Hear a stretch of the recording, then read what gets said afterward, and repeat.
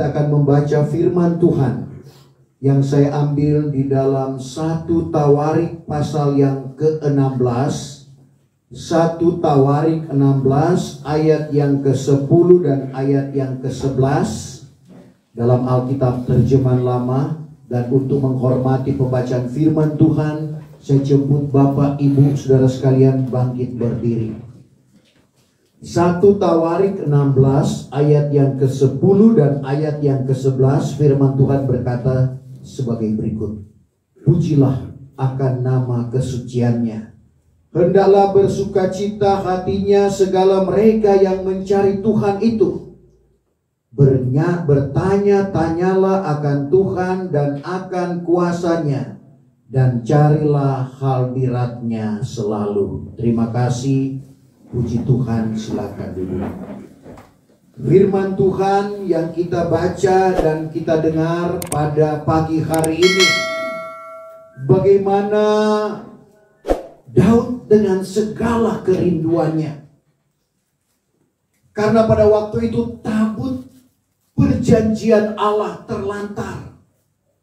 Sehingga Daud menginginkan bahwa tabut perjanjian Allah itu merupakan benda yang ajaib yang dapat menyeberangkan umat Israel melalui Sungai Yarden. Kalau di Laut Kulsum, laut yang menghalangi umat Israel untuk maju pada waktu itu, sedangkan Firaun dan bala tentaranya sedang mengejar mereka, sehingga timbul persungutan kepada bangsa Israel dan berkata kepada Musa, tidak banyakkah kuburan di Mesir, sehingga engkau menghantar kami kemari dalam pandangan mereka, dalam pikiran mereka bahwa mereka juga akan mati konyol. Tapi dengan tongkat Musa, heran yang terjadi, laut Tebrau, Laut Kulsum menjadi kering. Ini sesuatu yang mustahil bagi manusia. Karena kalau ada tembok atau ada bendungan, itu masuk akal. Tapi tidak ada alat yang menahan air itu sehingga ada kekeringan yang harus dilalui oleh umat Tuhan. Kadangkala kita juga mengalami mujizat-mujizat seperti itu. Tapi untuk menyeberang Yarden, Bapak Ibu Saudara, tidak lagi pakai tongkat. Tetapi dengan tabut perjanjian Allah ini, bisa sungai itu menjadi kering, menjadi seperti bendungan, dan dengan kekeringan itu umat Israel berjalan menyeberang Yarden. Banyak hal yang terjadi lewat tabut perjanjian Allah ini. Tapi waktu itu tabut perjanjian Allah sudah tidak lagi di negeri Daud, sehingga kerinduan Daud untuk mengembalikan tabut perjanjian Allah itu. Dan apa yang terjadi? Daud membuat satu pedati yang belum pernah digunakan, dan dimuatlah tabut perjanjian Allah di sana. Tapi dalam perjalanan di pengirik Sidon, lembu yang membawa atau menarik pedati tergelincir, sehingga tabut ini mau jatuh. Maksud usaha baik, karena dia ingin menyelamatkan tabut ini. Tapi ternyata tabut ini tidak sembarang dipegang oleh orang atau manusia. Tidak sembarang manusia yang memegang akan tabut ini, sehingga Usa dibunuh oleh Tuhan. Maksud baik, tapi satu kesalahan yang dilakukan. Kalau kita baca dalam pasal 13 ayatnya yang ke-9, 1 Tawarik 13 ayat 9-10. Setelah sampai mereka itu ke tempat pengirik Sidon, tiba-tiba diulurkan Usa tangannya hendak menahankan tabut. Tiba-tiba diulurkan Usa tangannya hendak menahankan tabut. Karena lembu itu tergelincir. Apa yang terjadi? Ayat 10. Maka berbangkitlah murka Tuhan akan Usa, maka berbangkitlah murka Tuhan akan Usa. Padahal maksudnya baik, tetapi ini merupakan satu kesalahan. Dibunuhnya akan dia, Dibunuhnya Tuhan akan Usa. sebab telah didatangkannya tangannya kepada tabut, maka matilah ia di sana di hadapan Allah. Terus Maka sangatlah berduka cita hati Daud. Daud berduka cita karena ada korban yang terjadi dengan maksud baiknya. Sebab demikianlah sangat dihukumkan Tuhan akan Usa. Maka sebab itu dinamai orang akan tempat itu Paris Usa, datang kepada hari ini. Jadi kita lihat, Daud tidak mau mengambil resiko selanjutnya. Dia tidak mau korban-korban lainnya, sehingga dia singgahkan tabut perjanjian Allah ini di rumah Obed-Edom. Sehingga dalam ayat 14, maka tinggallah tabut Allah dengan orang isi rumah Obed-Edom di dalam rumahnya 3 bulan lamanya. Maka diberkati Tuhan akan orang isi rumah Obed-Edom dan akan segala sesuatu yang padanya.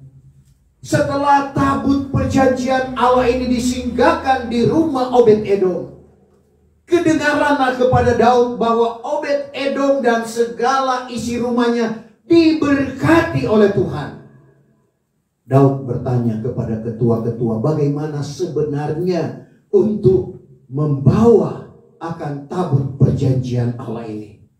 Ternyata tabut perjanjian Allah itu tidak boleh dinaikkan di pedati. Meskipun pedati itu belum pernah digunakan, ternyata harus diusung, harus dipikul. Dalam 2 Samuel 6 ayatnya yang ke-12, 2 Samuel 6 ayat yang ke-12. Setelah dikabarkan oranglah kepada baginda Raja Daud, sembahnya, bahwa Tuhan sudah memberkati isi rumah Obed-Edom dan segala sesuatu yang padanya, oleh karena tabut Allah itu, maka pergilah Daud mengambil tabut Allah itu dari dalam rumah Obed-Edom. Dibawanya akan dia naik ke dalam negeri Daud dengan kesukaan. Maka tiap-tiap sekali orang yang mengusung tabut Tuhan itu sudah berjalan 6 langkah jauhnya. Setiap 6 langkah jauhnya, bahwasanya dikorbankannya seekor lembu dikorbankannya seekor lembu, dan seekor domba jantan yang seekor domba jantan. Tidak diceritakan jauhnya antara rumah Obed-Edom dengan Yerusalem.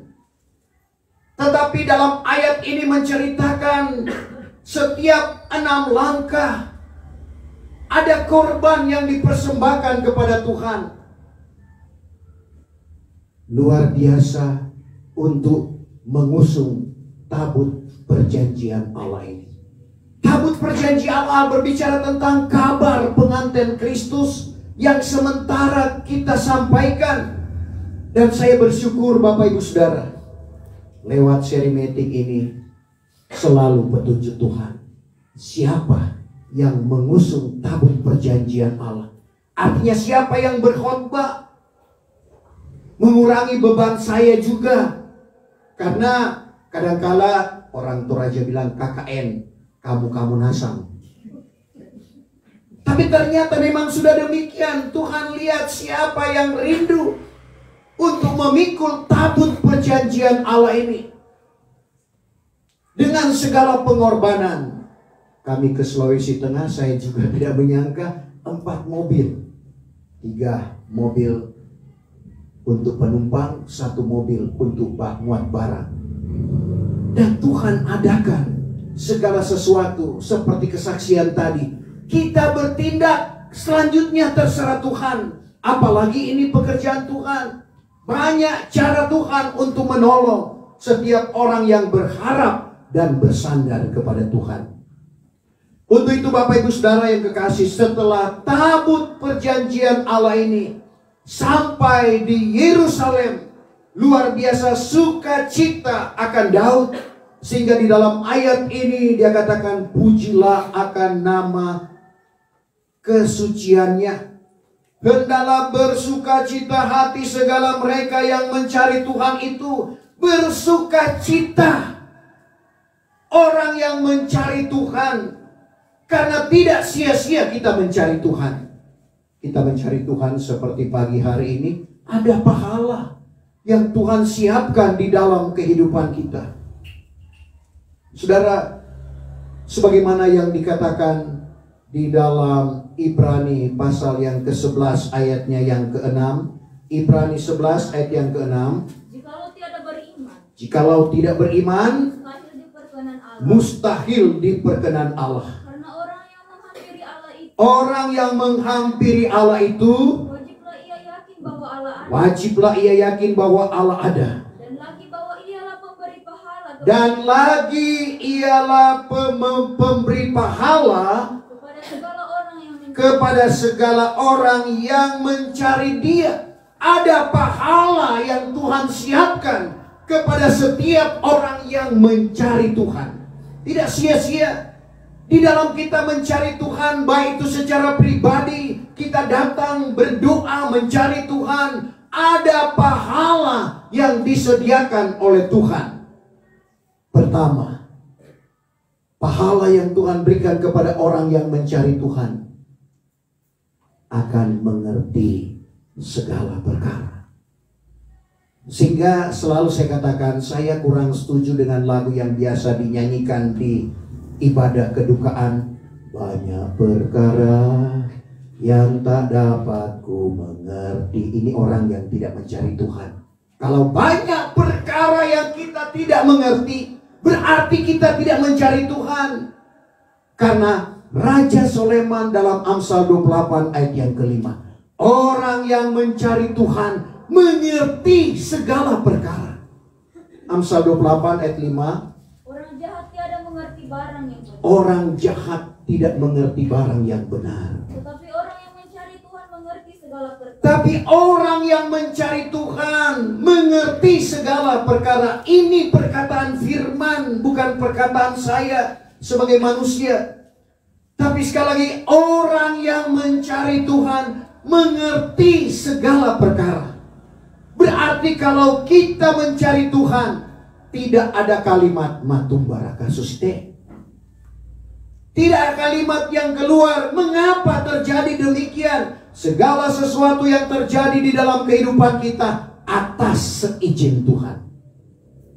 Ayub yang saleh, Ayub yang kaya, Ayub yang takut akan Tuhan, Ayub yang paling kaya di negerinya. Kita baca dulu Ayub 1 ayat 1.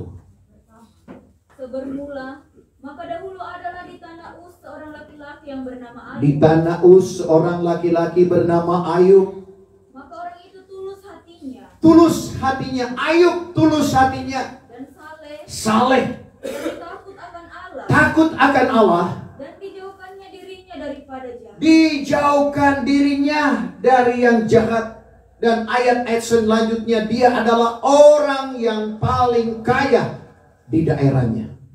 Tapi tanpa sepengetahuan Ayub, pada waktu anak-anak Allah menghadap Tuhan, setan juga ada. Dari mana? Setan maksud saya. Dari mana? Dari beredar-edar di permukaan bumi ini. Sudahkah engkau lihat hambaku Ayub? Mendengar kata Ayub, ternyata setan tahu segala sesuatu yang dikerjakan Ayub diberkati oleh Tuhan. Segala sesuatu yang ada padanya dipagari oleh Tuhan. Tapi Tuhan izinkan Ayub yang saleh, Ayub yang tulus hati, Ayub yang takut akan Tuhan mengalami ujian. Semua hartanya habis. Anak-anaknya meninggal dunia. Apa kata Ayub? Dengan telanjang aku dilahirkan. Dengan telanjang juga aku akan kembali kepadanya. Tuhan yang memberi, Tuhan yang mengambil. Terpujilah nama Tuhan. Sudah miskin, Ayub masih bilang puji Tuhan. Tidak cukup hanya sampai di situ ujian Tuhan yang berlaku di dalam kehidupannya. Saudara, giliran penyakit yang menimpa tubuhnya. Sampai-sampai istrinya bilang, Ayub, masihkah engkau tulus terhadap Allahmu? Hujatlah Tuhan Allahmu lalu engkau mati. Tapi apa kata Ayub? Perkataanmu seperti perkataan perempuan gila. Masakan kita menerima yang baik, lalu yang jahat kita tidak terima? Ayub tidak berdosa dengan lidahnya. Di dalam kekayaan Ayub dia dengan Tuhan. Di dalam kemiskinan, di dalam kepicikan, dia tetap dengan Tuhan, tidak goyah. Dan akhirnya dalam Ayub 42 ayatnya yang ke-10, apa yang pernah ada pada Ayub dikembalikan Tuhan 2 kali ganda banyaknya. Setelah sudah dipinta Ayub doa akan sahabatnya, dibalas Tuhan baik akan dia sekadar segala kerugiannya. Dan pada segala yang dahulu Ayub punya itu, segala yang dahulu Ayub punya itu ditambahkan Tuhan 2 kali ganda. Ditambahkan 2 kali ganda. Berkat melalui sengsara. Dan inilah memang orang yang dikasihi Tuhan. Ada 3 tokoh Alkitab yang berbicara bagaimana kalau Tuhan mengasihi seseorang. Pertama, Tuhan sendiri lewat Rasul Yahya menegur dan menasihati jemaat Laodikia, di mana dikatakan dalam Wahyu pasal yang ketiga ayatnya yang ke-19 tentang orang yang dikasihi Tuhan. Maka seberapa banyak orang yang kukasihi, Seberapa banyak orang yang dikasihi oleh Tuhan, aku tegur dan ajar. aku tegur dan ajar. Sebab itu berusahalah serta bertobat. Jadi kita lihat, maka seberapa banyak orang yang kukasihi, aku huruf besar di sini, aku tegur dan ajar. Kadang-kala Tuhan mengajar kehidupan kita. Paulus dalam Ibrani 12 ayat yang ke-6 tentang orang yang dikasihi oleh Tuhan. Ibrani 12 ayat 6. Karena orang yang dikasihi oleh Tuhan itu, Orang yang dikasihi oleh Tuhan itu diajarinya. dan tiap-tiap anak yang diterimanya itu, Anak yang diterimanya itu dipukul. dipukul. Jadi diajar dan dipukul.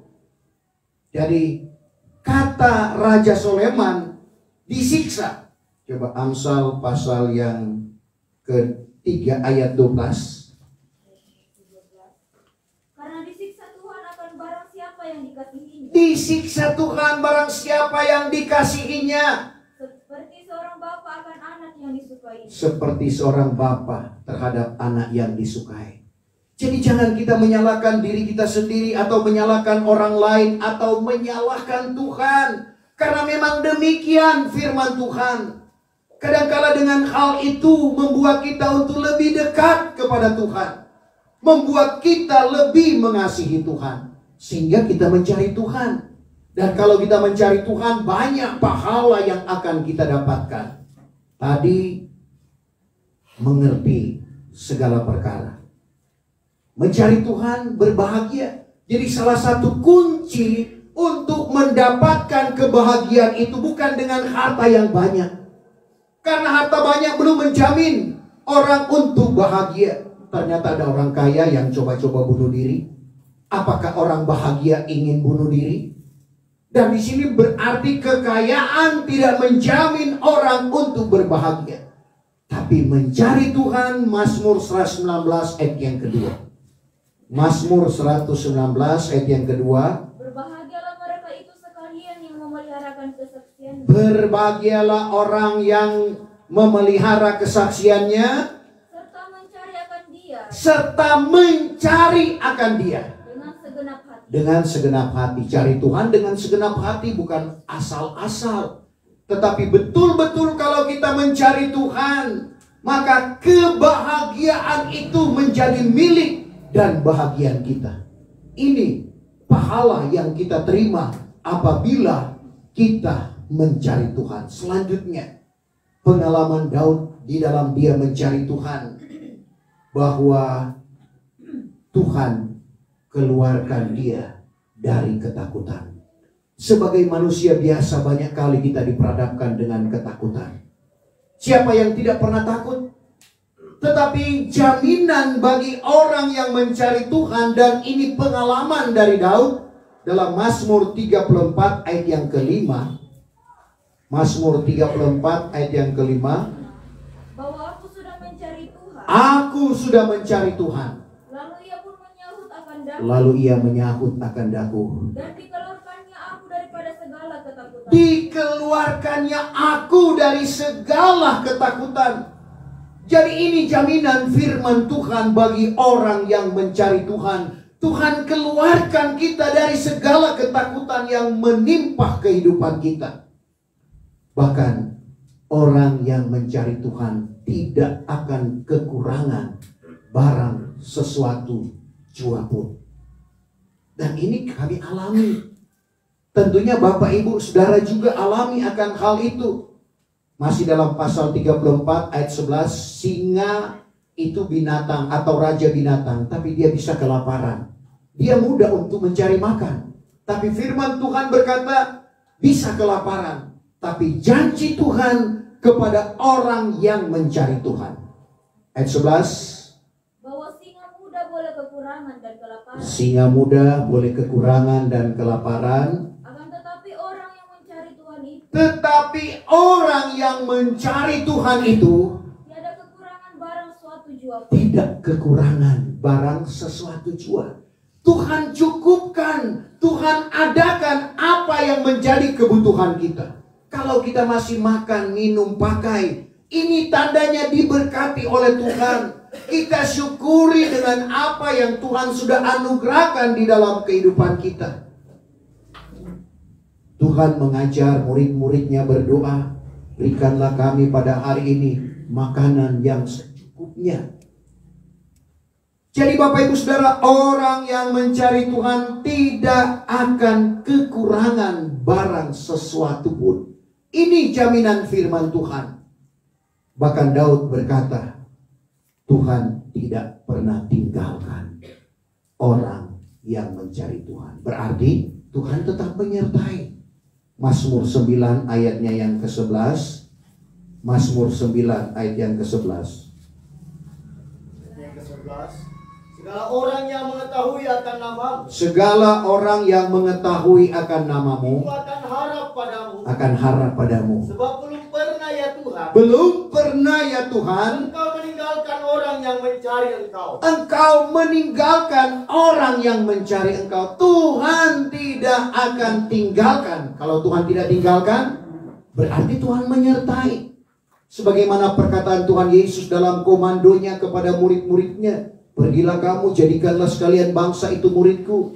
Yang percaya baptis dengan nama Bapa, Anak dan Roh. Dan ketahuilah, aku menyertai kamu sampai pada kesudahan alam. Sampai di mana Tuhan menyertai kita? Sekali lagi, sampai pada kesudahan alam ini. Ini jaminan firman Tuhan. Coba kita baca Matius 28 ayat 20. Dan mengajar dia menurut segala sesuatu yang aku pesan kepadamu.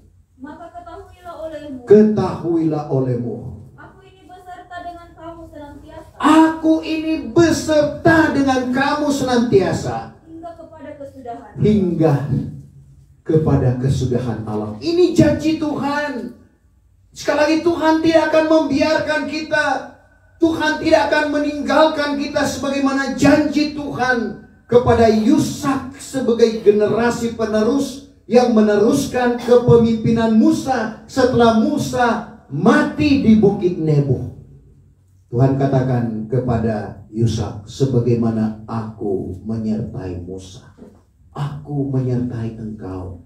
Aku tidak membiarkan engkau, aku tidak meninggalkan engkau. Dan kalimat ini juga datang kepada Bapak, Ibu, saya dan saudara. Tuhan tidak pernah meninggalkan kita. Tuhan tidak membiarkan kita, tapi Tuhan tetap menyertai akan kehidupan kita. Yusak 1 ayatnya yang kelima. Seorang pun tiada akan tahan berdiri di hadapanmu pada segala hari umur hidupmu. Seperti dahulu adalah aku serta dengan Musa. Seperti dahulu adalah aku beserta dengan Musa. Begitu aku akan menyertai engkau. Begitu aku akan menyertai engkau. Tiada aku membiarkan diri. Tiada aku membiarkan engkau. Dan tiada aku meninggalkan diri. Tiada aku meninggalkan engkau. Begitu juga dengan Bapak, Ibu, saya dan saudara. Tuhan tidak membiarkan kita. Tuhan tidak meninggalkan kita, melainkan Tuhan menyertai kita. Kalau demikian berarti Tuhan ada di pihak kita. Dan kalau Tuhan ada di pihak kita, tidak ada satupun yang dapat melawan kita. Amin. Paulus katakan dalam Roma 8 ayat 31. Jikalau Allah di pihak kita, siapakah yang dapat melawan kita? Roma 8 ayat 31. Sekarang apakah hendak kita katakan atas segala hal itu? Jikalau Allah memihak kita, Jikalau Allah memihak kita, siapakah lawan kita? siapakah yang dapat melawan kita? Bagaimana Allah memihak kehidupan Bapak, Ibu, saya dan saudara? Firman Tuhan selalu menjadi jawaban. Kalau jalan kita memperkenankan Tuhan. Kalau jalan kita memperkenankan Tuhan, Bapak, Ibu, saudara, musuh kita sekalipun diperdamaikan oleh Tuhan. Jadi ini jalannya, ini caranya supaya Allah ada di pihak kita. Dia tidak membiarkan kita, Dia tidak meninggalkan kita, melainkan Dia tetap menyertai kita. Amsal 16 ayat yang ke-7. Jikalau jalan barang seorang memperkenankan Tuhan, Jikalau jalan barang seorang memperkenankan Tuhan, maka segala sesuatunya pun kelak setrunya, segala musuhnya kelak diperdamaikan oleh Tuhan dengan dia. diperdamaikan Tuhan dengan dia. Bukti Daniel, karena jalannya memperkenankan Tuhan, dia dimasukkan ke dalam kandang singa. Singa tidak menerkam dia. Singa menjadi sahabatnya. Inilah bukti jalan seseorang memperkenankan Tuhan. Karena Daniel, dia tidak cari zona aman. Dia mempertaruhkan nyawanya meskipun hanya doa. Dia harus mempertaruhkan nyawanya. Dia konsekuen dengan kepercayaannya kepada Allahnya, bahwa Allahnya sanggup menolong dia. Sehingga dia tidak hiraukan dengan ancaman, dengan hukuman yang akan diperhadapkan kepadanya. Sama juga dengan Sadrak, Mesak, Abednego. Sebenarnya mereka boleh cari zona aman, datang di patung itu dan berkata kepada Tuhan, ampuni kami datang di patung ini, kami tidak menyembah patung ini, tapi kami menyembah Tuhan. Tapi itu tidak dilakukan oleh Sadrak, Mesak, dan Abednego. Sekali lagi mereka konsekuen dengan kepercayaannya kepada Tuhan. Dan apa yang terjadi? Setelah diketahui ketiga orang ini tidak melakukan apa yang diperintahkan. Karena apabila ada bunyi-bunyian, orang harus datang ke patung itu dan menyembah patung itu. Jawab Sadrak, Mesak, dan Abednego, kalaupun Tuhan tidak tolong. Banyak kali kita mengancam Tuhan, kalau Tuhan tidak tolong, saya tidak akan setia. Kalau Sadrak, Mesak, Abednego dengar ini doa, tertawa mereka. Kadang-kadang kita mengancam Tuhan, tapi kita lihat dalam Daniel 3 ayat 17-18.